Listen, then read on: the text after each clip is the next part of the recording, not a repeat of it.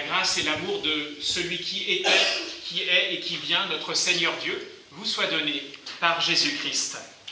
Amen. J'aimerais partager avec vous une autre lecture pour cette fin de notre année liturgique, de notre année d'adoration, et qui peut nous projeter aussi dans l'Avent. Au temps de l'Avent, on lit aussi, comme aujourd'hui on va le faire, dans le livre de l'Apocalypse, ici les premiers versets du chapitre 21, et nous méditerons sur quelques-uns de ces versets. Jean écrit : « Puis je vis un nouveau ciel et une nouvelle terre, car le premier ciel et la première terre avaient disparu, et la mer n'existait plus. Je vis descendre du ciel d'auprès de Dieu la ville sainte, la nouvelle Jérusalem, préparée comme une mariée qui s'est faite belle pour son époux. J'entendis une voix forte venant du ciel qui disait : Voici le tabernacle, l'habitation de Dieu parmi les hommes. Il habitera avec eux, ils seront son peuple, et Dieu lui-même sera avec eux. Il essuiera toute larme de leurs yeux, la mort ne sera plus, et il n'y aura plus ni deuil, ni cri, ni douleur, car ce qui existait avant a disparu. » Et voici les versets sur lesquels nous méditerons particulièrement. Celui qui était assis sur le trône dit : « Voici que je fais toutes choses nouvelles. » Et il ajouta : « Écris cela, car ces paroles sont dignes de confiance et vraies. » Puis il me dit : « Je suis l'alpha et l'oméga, le commencement et la fin. À celui qui a soif, je donnerai à boire gratuitement de la source de l'eau de la vie. Le vainqueur recevra cet héritage, je serai son Dieu et il sera mon fils. » Seigneur notre Dieu, quelle belle promesse pour nous que tu as appelés, que tu as fait entrer déjà dans ton alliance de grâce, dans ton royaume.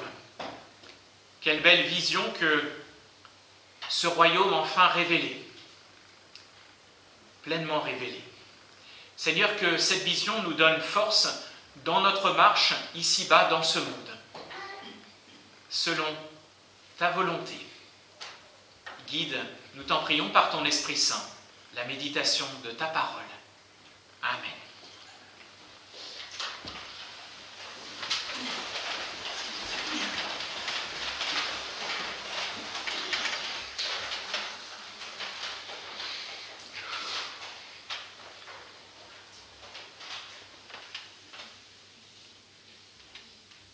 C'est fait. On trouve cela dans certaines versions de ce passage de l'Apocalypse. C'est fait. Ce sont des paroles d'accomplissement. Comme au soir du 6e jour, quand Dieu eut achevé la création des cieux et de la terre. Comme au soir d'un autre 6e jour, quand Jésus crucifié s'écrie « Tout est accompli ». Mais ici, nous ne sommes ni au commencement, ni à ce moment crucial où l'histoire de ce monde a basculé vers le monde à venir. Ici, nous en sommes à la vision, à la révélation de ce nouveau monde, de ce monde à venir. Ce monde à venir que nous confessons d'une autre manière quand, dans le symbole du Nicée, nous disons « Je crois la vie du siècle à venir », le siècle, l'ère, l'état de choses, le monde à venir. Eh bien, pourquoi pouvons-nous le croire? Parce qu'ici, il nous est donné, par les yeux de Jean, de le voir.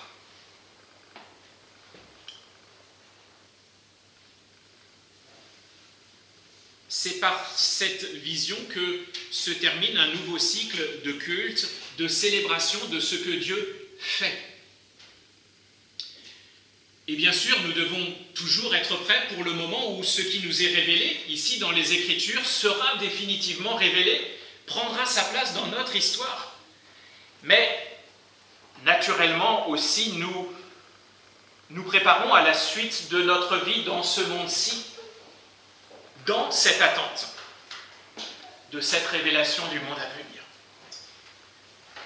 Et cette attente de ce qu'on appelle l'avènement du Messie, son retour en royauté, nous la vivons en nous nourrissant de l'attente de sa première venue, vécue essentiellement par le peuple d'Israël de l'Ancien Testament. Et ce sera le temps de l'Avent qui ouvrira dimanche prochain une nouvelle année liturgique, une nouvelle année d'adoration, de culte. Devant nos yeux, j'ai parlé tout à l'heure de la pierre d'angle, la pierre principale, devant nos yeux donc le Messie, le Christ, dans l'humilité de son incarnation, puis dans la gloire de sa seigneurie. Celui qui s'écrit « Tout est accompli » en expirant au calvaire est celui qui était au commencement et qui sera à la fin. Je suis l'alpha et l'oméga. L'alpha, c'est la première lettre de l'alphabet grec, et l'oméga, le grand O, qui ressemble à un W, c'est cette dernière lettre. Le A et le Z, on pourrait dire, si on voulait traduire, mais on n'a pas osé, on a préféré garder ces lettres d'origine. Le commencement et la fin. Commencement. Au début de son évangile, Jean, celui qui reçoit aussi cette vision, cette révélation, cet apocalypse, Jean témoigne du Messie comme de la parole qui était avec Dieu, la parole qui est Dieu, celle par laquelle Dieu a créé, a tout créé. Voilà qui il était au commencement, celui qui est devenu le Messie. Et dans l'Apocalypse, à la fin, le même Jean témoigne de la seigneurie divine de celui qu'il a connu sur terre comme Jésus de Nazareth, le Messie descendant du roi David. Il témoigne de sa divinité et il identifie Jésus comme Dieu, avec Dieu, le Père et l'Esprit Saint. Jean commence son livre, donc vous trouverez ça au premier chapitre de l'Apocalypse, par une salutation de la part de Dieu Père, Fils et Saint-Esprit, à laquelle il répond lui-même par une louange au Christ Sauveur. Dieu et puis Jésus-Christ. De même, lorsqu'il décrit le trône divin, ça pour nous c'est quelques chapitres plus tard, toujours dans l'Apocalypse, il révèle là aussi la présence du Père, du Fils et du Saint-Esprit, celui qui est assis sur le trône, l'agneau devant ou des fois dans le trône, et les 7 lumières ou lampes de l'Esprit de Dieu devant le trône. Et les paroles qu'il entend peuvent paraître venir de Dieu le Père, comme du Messie. Jean, c'est celui qui a rapporté cette parole de Jésus à la fin de son évangile. « Moi et le Père, nous sommes un. » Et dans l'Apocalypse, il en rapporte la vision. Aussi l'audition, on pourrait dire. Alors quand à notre tour, nous entendons Dieu dire « Voici, je fais toutes choses nouvelles », nous entendons la parole de Dieu, la parole de Dieu qui s'est incarnée en Jésus, le Messie. Nous entendons cette parole par qui tout a été créé, sans qui rien n'a été créé, depuis le « que la lumière soit », qui est la première chose que nous entendons dans l'Écriture sainte, au premier jour.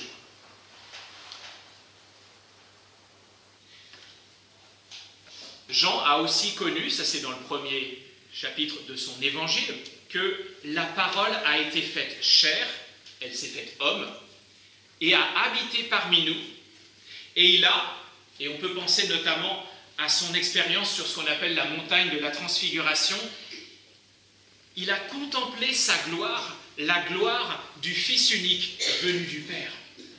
Une gloire comme celle du Fils unique venu du Père, écrit-elle.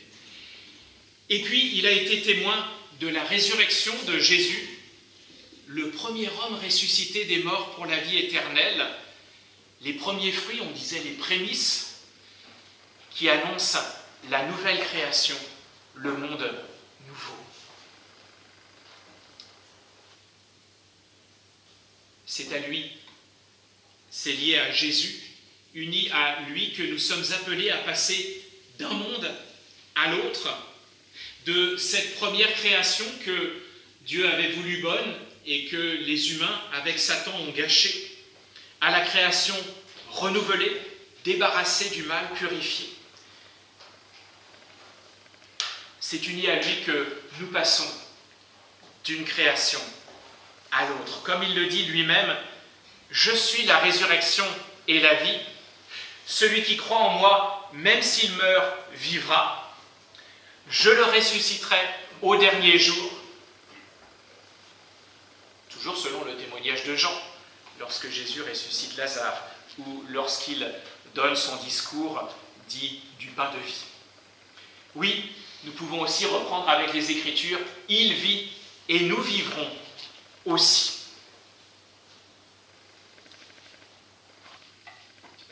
Quelle belle vision. Quelle belle vision, mais justement, c'est une vision. On pourrait se dire, et je l'ai entendu dire d'une autre manière, on pourrait se dire, est-ce qu'on ne plane pas un peu là, quand on est parti comme ça, dans la vision du ciel? Je l'ai entendu dire de manière même un peu plus concrète, et finalement ça m'a pu me rappeler la critique de Marx, qui disait que la religion c'est l'opium du peuple. Ça me l'a rappelé de façon un peu littéraire. Est-ce qu'effectivement on ne plane pas un peu pour oublier les bobos de ce monde? Et c'est bien beau les voyages, on pourrait dire, c'est bien beau les tripes vers le ciel, mais est-ce que nous ne devrions pas avoir plus les pieds sur terre? Voire même, est-ce que notre foi ne devrait-elle pas informer nos réalités terre à terre? Seulement voilà, cette vision, elle est là, Dieu a voulu nous la communiquer, et le Seigneur ajoute, en s'adressant à Jean, « Écris cela, car ces paroles sont dignes de confiance et vraies. » Elles sont fiables, elles sont vraies, et on peut s'y fier, elles sont dignes de confiance. Elles appellent la foi, elles appellent notre confiance. La foi. La foi, justement, elle nous ouvre à ces réalités, car ce sont bien des réalités, ces réalités célestes. Et ces réalités, elles viennent nourrir notre foi, notre vie, ici-bas. Il n'y a pas que du ciel, il y a même un rappel de la terre dans ces visions. Parce que le Seigneur, le Messie élevé dans la gloire de Dieu le Père, c'est aussi dans ces visions l'agneau qui a été immolé. On en a parlé tout à l'heure, et on a entendu l'évangile de sa montée au calvaire. Le lien, il est fait avec la terre. Le Fils de Dieu s'est incarné. Ça, c'est ce qu'on va fêter bientôt en préparant Noël. Et l'homme Jésus, comme le Dieu Jésus, après sa résurrection, est monté vers son Dieu et notre Dieu, vers son Père et notre Père. Et en nous ouvrant à cette révélation donnée à Jean, nous sommes ancrés dans le ciel. D'ailleurs, il est écrit que la foi nous ancre dans le ciel. La foi en la parole de Dieu. C'est une ancre. Nous sommes ancrés au ciel. Et cette vision de la fin, mais de la fin, on va dire, mais non, c'est un nouveau début, de la fin, de la finalité. Ça d'ailleurs, ça rappelle le titre d'une brochure de l'heure luthérienne, la finalité du monde. Et bien cette vision de la fin, de la finalité, elle nous donne un but. C'est aussi le même sens, un sens de ce mot, un but, alors que nous sommes bel et bien incarnés dans ce monde-ci. On parle de vision, on en discute de temps en temps dans différents domaines de la vie. Il faut une vision pour avancer. Cette vision, elle est là pour nous aider à avancer. Alors qu'effectivement, oui, c'est vrai, nous avons les pieds sur terre, nous sommes dans ce monde, et nous pouvons apprendre justement à y être incarnés comme Jésus s'est incarné dans ce monde. Nous pouvons, et nous sommes appelés à le faire, parce que nous sommes les membres du corps du Christ. Son cœur, ses tripes même, on parlait concret, pour avoir compassion. Ses mains pour bénir, pour guérir les corps ou les cœurs, les âmes, pour donner de l'amour, ses bras pour entourer, pour réconforter, pour réchauffer. Nous pouvons faire cela, être vraiment les membres du corps du Christ, comme cela nous est dit dans les Écritures, en faisant confiance à ses paroles. Ces paroles sont dignes de confiance et vraies. Voici, je fais toutes choses nouvelles. En nous ouvrant à ce « je fais toutes choses nouvelles ». Je fais toutes choses nouvelles. Il fait toutes choses nouvelles. Le Seigneur fait toutes choses nouvelles. Et ça, c'est quelque chose que nous sommes appelés à recevoir par la foi. Il fait toutes choses nouvelles. Parce que, pour parler justement de ce monde, on nous promet toujours un renouveau dans le monde. Une nouvelle donne. Une nouvelle France, j'ai entendu ça il y a quelques jours. Une nouvelle année, on va l'entendre bientôt, avec de nouvelles résolutions. Un nouveau départ. Et puis aussi peut-être tout simplement un nouveau modèle de voiture, de smartphone. Et parfois on prétend faire du nouveau au nom de Dieu. Alors d'accord, peut-être pas pour les voitures ou les smartphones, mais par contre effectivement pour les idées, oui. Pour faire la révolution, changer de système, changer d'air. Et c'est lui qui fait toutes choses nouvelles. Et nous le laissons faire toutes choses nouvelles en nous. Et faire aussi toutes choses nouvelles par nous. Et puis aussi, comme il l'a fait sur le calvaire, faire toutes choses nouvelles sans nous, mais pour nous. C'est intéressant d'ailleurs que nous ayons entendu cette lecture de la montée au calvaire, et en réfléchissant à ce passage, on s'est souvenu du film de La Passion du Christ de Mel Gibson, où dans sa montée au calvaire, un moment où il tombe sous le poids de la croix et où il se retrouve face à face avec sa mère, Jésus dit « Je fais toutes choses nouvelles ».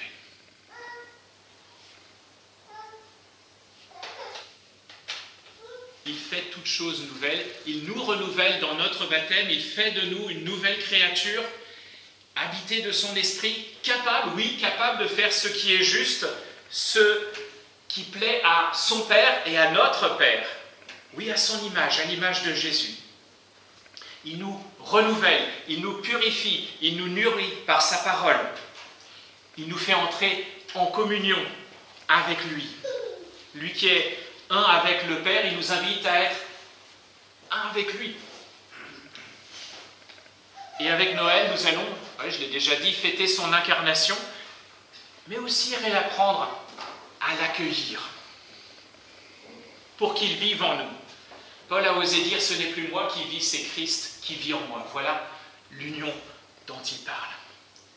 Puisse-t-il continuer son œuvre de renouvellement jusqu'au « c'est fait », quand tout sera parfait, pour entrer totalement et définitivement dans le monde nouveau, dans ce monde encore à venir aujourd'hui, dans les nouveaux cieux et la nouvelle terre que Jean a pu voir.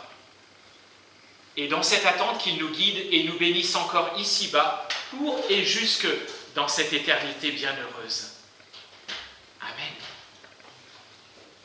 Que la paix de Dieu, qui surpasse toute intelligence, garde vos cœurs et vos esprits en Jésus-Christ, pour la vie éternelle.